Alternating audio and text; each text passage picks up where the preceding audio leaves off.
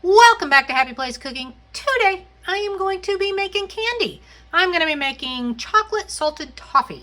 Now, I would say that I have never done this before, but that would be slightly incorrect because just before filming this video, I did a gluten-free, vegan, allergy-free recipe of toffee. That was my very first time. It seems like it's going to come out okay. It's currently in the refrigerator chilling. I'm going to show you those options as I make this traditional ingredient toffee. To my pan, I have added 2 sticks of butter, which equals 1 cup. This is actual butter. This is not margarine. This is also unsalted butter. Now, if you are using salted butter, leave out this next ingredient. At least that would be my recommendation. You don't want your toffee to be too salty. I suggest using unsalted butter and then adding a half a teaspoon of salt. I'm also going to add 1 cup of granulated sugar. And I'm going to turn this on to a medium-low heat. And I'm going to stir pretty frequently until that sugar and butter kind of melts together. Somewhere at the top of the screen, I'm going to throw up a little picture here of a gluten-free, vegan, allergy-free option of butter that you can use. And this is the one that I used on my previous recipe that I told you about for my gluten-free, vegan, allergy-free option. Now, once this begins to really have gotten melted and starts to boil, bubble up a little bit, you're going to need to stir a little more frequently. First of all, you don't want it scorching to the bottom of your pan. Speaking of pans, you need to use a bit of a heavier bottom pan.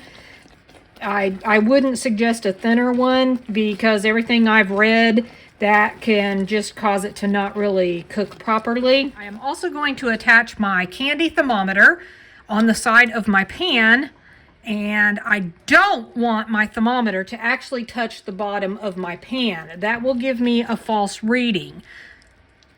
So it needs to be just down into the mixture, but not touching the bottom of your pan. And you can take your spoon or spatula underneath and feel if it's touching or not. Or once I get to around 290 or 300, I am going to pull this off of the heat. But I am going to be continuously stirring quite regularly. Look at that tasty goodness. Just now reaching close to 250 on my mixture here. This is quite a tedious process, actually. You've got to continually watch it. You can't walk away. But it is beginning to darken up just a little. So we're getting there, getting close. If you wanted a little bit of a softer crack rather than the harder crack toffee, you could take it off probably now. Okay, it is time to pull this off the heat. Now I'm going to slowly pour this out on my pan. If you want a thicker toffee, then you're going to want to use a smaller pan. I actually don't want mine too thick, and I want it to make quite a bit. Now I'm going to let that sit for just a couple of minutes. Now, you do not want this to cool completely because I'm going to put the chocolate on top of it. But it is slightly hardened up. I would say I left it for 2 to 3 minutes and let it kind of get a little bit of a harder substance to it. Now, while this is still hot, I'm going to actually cover this just slightly and lightly, loosely, with some aluminum foil to keep the heat in there. I'm trying to let these chocolate chips melt. Probably 3 to 5 minutes. Okay, let's check this. Now, the whole point is that hopefully the chips are melted enough. I am going to put another picture up at the top of the screen somewhere of the allergy-free, vegan, whatever option of chips that you can use. And they did work wonderfully. They melted, and actually I tasted them and they weren't too bad. Okay. Next step, before my chocolate gets too dry, or before my chocolate gets too unmelted, I'm going to add some sea salt. Also, there is an option if you prefer to, you could sprinkle nuts on top. You could layer nuts on the bottom of the pan before you pour the toffee onto the pan. Now, I'm going to put this in the refrigerator. It needs to be in there for at least probably an hour, if not a little bit longer. There it is. It's definitely hardened up.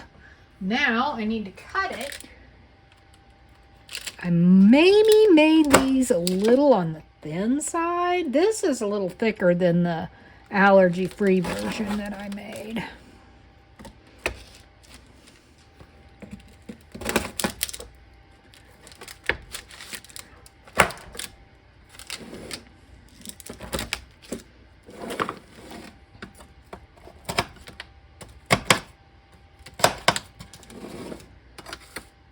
There's what it looks like. It's a little lighter colored than what I kind of thought it would be.